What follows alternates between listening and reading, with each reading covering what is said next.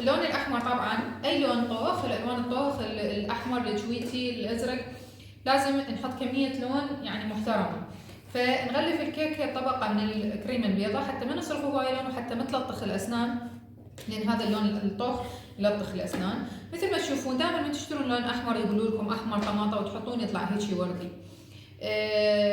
اولا نوع اللون تحكم، وثانيا الكميه اللي تحطوها.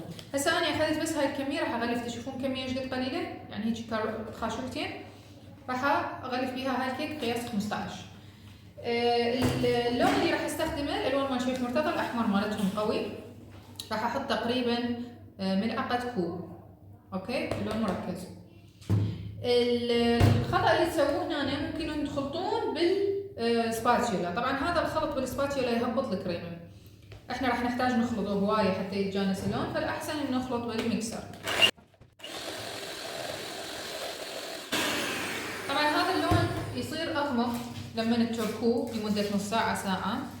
انا هسه مستعجله راح اسويه احمر، بس مو شرط الاحمر اللي فد مره فاقع، لان انا ما راح اغلف فيه كيكه واتركها همين راح يزيد يعني يزيد درجه. احمر وردي، شو تقولين؟ وردي. هسه هذا الاحمر اللي نطاني اياه، اذا تريدوا احمر ناري اكثر بما انه عيد الحب جيبي لي الاصفر. دائما نرجي الالوان لانهم ترقل شويه، راح اضيف شويه 3 قطرات اصفر حتى اعطيه هاي الدرجه الفاقعه. فتظلون تضيفون بالتدريج لحد ما توصلون للون الاحمر، وهي مو قليله يعني. اذا تحبون تستعملون الوان الباودر طبعا تكون قويه اكثر من الجل او السائل، بس انا بطلت استخدمه صراحه لان تبهدل وتنتشر بكل المكان، ويعني غالبا تنباع فرط وشي يعني مو صحيح ابد. هسه احسن طريقه حتى ما اخلط اللون الابيض ويا الاحمر، اخذ اللون الاحمر بشيس. اوكي راح اجيب اللون الاحمر وابدي بدون ما اطخ الابيض طبق قليله. شفتوا انا ايش قد سويت؟ هسه راح يزيد هذا طبعا يعني حتى ما هستخدمه كله. طبعا اللون من نضيفه يرطب الكريمه، فالكريمه شويه تصير سايحه، ف يفضل تعوفون الكيكه مكشوفه شويه. انا اخذت الابيض. تعوفون كيكه مكشوفه شويه بالهواء مال الثلاجه حتى تنشف. تمام. ولا تظل انه تلطخ اذا بدنا نسوي كتابه. طبعا انا هاي الكميه راح احطها كلها بالبدايه، بعدين ابدي اشيل الزيادات بالتدريج.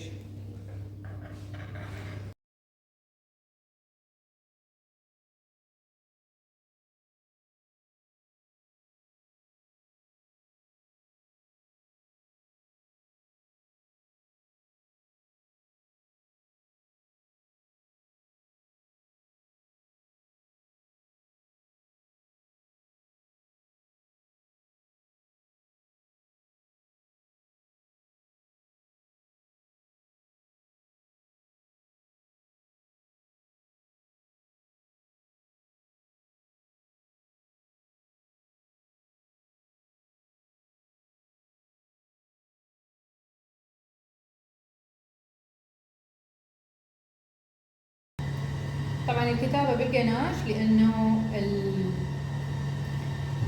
الكريم شانتيه اذا راح اكتب بيها راح اطقع اللون هواية فراح تشرب اللون.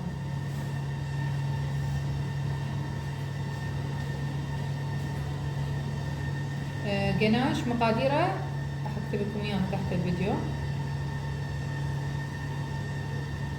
اوكي. او كريمة الزبدة، اريح شي بالكتابة كريمة الزبدة طبعا، سواء زبدة نباتي او حيواني، بس لان اكثر الناس ما تحبها ثقيلة احنا نسوي قناش. قناش شوية بيمطر.